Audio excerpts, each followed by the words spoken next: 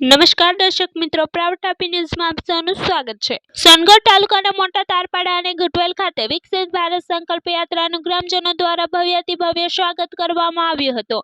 તેમજ તાપી જિલ્લાના ગૌરવ સમાન પદ્મશ્રી રમીલાબેન ગામિતની પ્રેરક ઉપસ્થિતિમાં કાર્યક્રમ વધાવી લેવામાં આવ્યો હતો। વ્યારાના કોહલી અને બોરખડી ગામે વિકસિત ભારત સંકલ્પ યાત્રાનું ગ્રામજનો દ્વારા ઉષ્માપૂર્ણ સ્વાગત કરવામાં આવ્યું।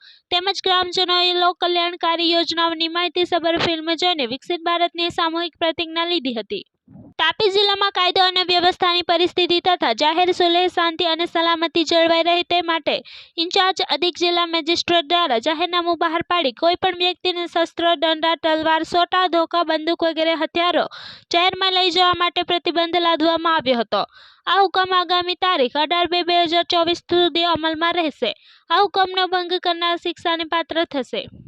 તાપી જિલ્લાના ઇન્ચાર્જ અધિક જિલ્લા મેજિસ્ટ્રેટ તાપી સાગર કે મોવલિયાએ તાપી જિલ્લાના સમગ્ર વિસ્તારમાં વહેલી સવારના અને મોડી સાંજના ટ્યુશન ક્લાસીસો પર જાહેરનામું બહાર પાડી પ્રતિબંધ ફરમાવ્યો છે। વહેલી સવારે 7 કલાક પહેલા તથા સાંજે 7 કલાક બાદ કોઈપણ ટ્યુશન ક્લાસીસો ચાલુ રાખી શકાશે નહીં કે વિદ્યાર્થીઓને ટ્યુશન ક્લાસીસોમાં અભ્યાસ અર્થે બોલાવી શકાશે નહીં। આ હુકમ તારીખ 18/2/2024 સુધી અમલમાં રહેશે। આ હુકમનો ભંગ કરનારને સજાને પાત્ર થશે એમ અધિક જિલ્લા મેજિસ્ટ્રેટ તરફથી જણાવાયું છે।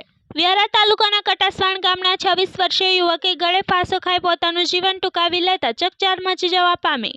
કટાસવાણ ગામના શૈલેષ ચંબક ગામે ઘરેથી મોટરસાયકલ લઈને નીકળતા હતા, જોકે પરત ફર્યા ન હતા। જે બાદ પરિવાર દ્વારા શોધખોળ કરવામાં આવતા ફાફડાના ઝાડ સાથે ફાંસો ખાધેલી હાલતમાં લાશ મળી આવી હતી।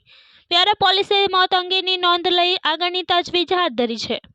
પોલીસ સ્ટાફના માણસોએ ડુંગર ગામ ખાતેથી લિસ્ટેડ બુટલેગર ઝડપી પાડ્યો હતો। લિસ્ટેડ બુટલેગર રાકેશ રમણ ચૌધરી તેના ઘરે દારૂના જથ્થા સાથે ઝડપાયો હતો। પોલીસે પ્રોવિઝનલ અંગેનો ગુનો નોંધી આગળની કાર્યવાહી હાથ ધરી છે।